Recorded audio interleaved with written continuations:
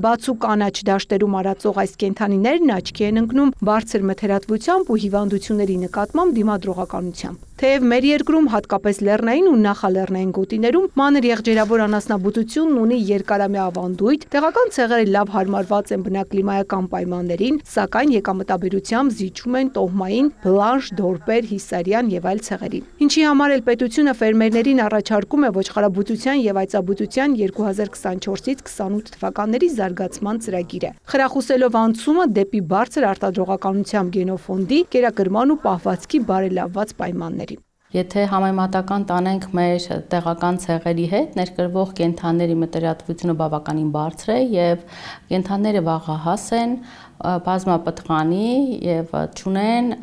սերմնավորման սեզոնայնություն, ինչը թույլ է տալիս տարվա ցանկացած սեզոնի սերմնավորել եւ ունենալ սերունդ։ Խոսքը ծրագրով ներկրված այն մանր եղջերավոր կենդանիների մասին է, որոնց 100 գլխից ստացվում է 160-ից 170 գառ, մինչդեռ տեղական ցեղերի դեպքում ցուցանիշը չի անցնում 115-ը։ Այս ցեղերն աչքի են ընկնում նաեւ աճի ինտենսիվությամբ, ապրանքային քաշի են հասնում 4-ից 4.5 ամսականում, իսկ տեղականները 9-ից 10-ում։ Ծրագիրը մեկնարկել էր 2019-ին նախորդ տարիների փորձի ու արդյունքների վերլուծության հիման վրա, այն լրամշակվել է փոխհատուցման նոր պայմաններով ներկայացվել ֆերմերներին։ Եթե նախորդ ծրագրով 23-27%-ի փոխհատուցում էր, ապա նոր ծրագրով տրամադրվում է մինչև 50%-ի փոխհատուցում, որը բավականին գրավիչ է եւ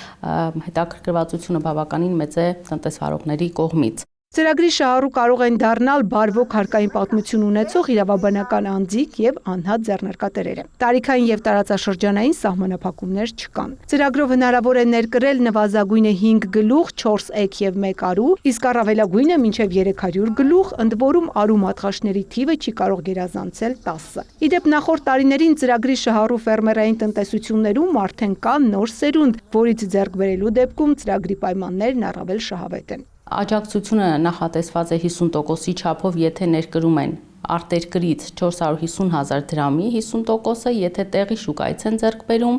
ապա 300,000 դրամի 50%-ը։ Միայն 2025 թվականին ծրագրով ներկրվել է 650 գլուխ։ 5 տարվա ընթացքում սահմանված պայմաններով ֆերմերները կարող են ձեռք բերել մինչև 10,000 գլուխ հղի ոչխար եւ այծ, ինչպես նաեւ ոչխարի ու այծի տոհմային էգ եւ արու մատղաշներ։ Տվյալ պահին ունենք շուրջ 600 գլխի հայտ, որը հաստատված հայտ։ Նախատեսվում է ներկրել մինչև առաջին եռամսյակի ավարտը։